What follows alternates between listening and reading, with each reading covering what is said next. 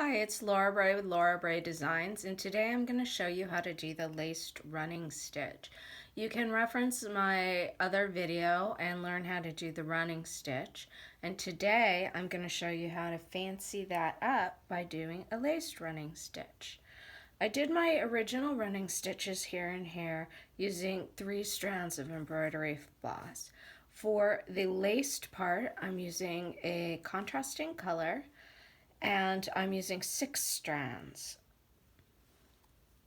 You bring up the contrasting right next to the end of your first stitch. I need to knot it first. Dun dun dun! I am a knotter. I know it's controversial, but I suppose that's part of the modern embroidery movement, is that we can do whatever we want, right? So you bring it again, let's try this again, and you bring it up at the beginning of your first stitch. And I'm going to do a tight lace stitch first. You don't go back down, you just go under the stitch, the running stitch, the first running stitch, then bring your needle under the next running stitch, back and forth, up and down.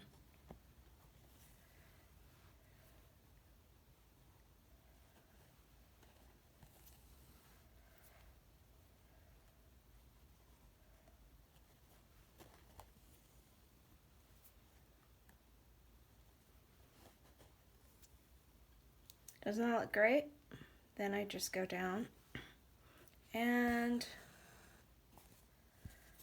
I tend to knot it in the back as well.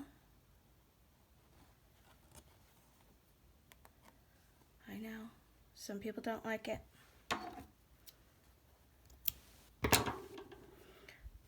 And you have that lovely braided look. I love how that looks, don't you?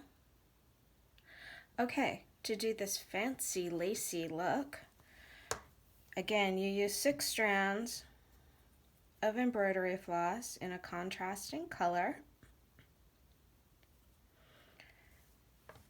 You have your original set of running stitches. Just like the tight lace, you come up from the bottom at the end of your first running stitch, and you bring it through just like the tight one. But this time you're not going to pull it all the way through, you're going to leave a bit of a loop. Then go down in the next, and again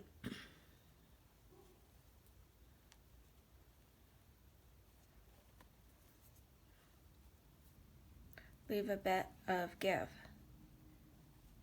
Let's see, go up this time. Use your needle to adjust your widths, and then just end it as you did the other running stitch.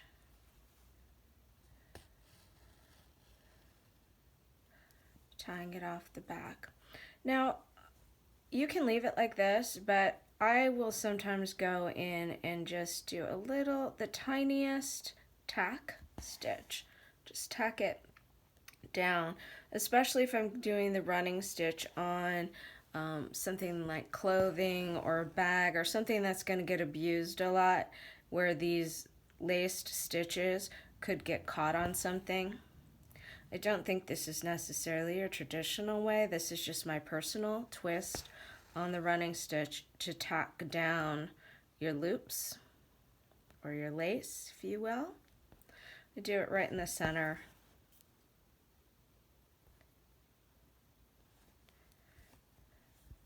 I just think it gives it a neater appearance, and it has less chance, as I said, of snagging on things and becoming a mess. If it's just a decorative item, I'm not sure that you would really need to do it. So that's the running stitch, the laced running stitch, and I hope you'll give it a try. It looks really fancy and fabulous, but it's really simple to do. Thanks a lot.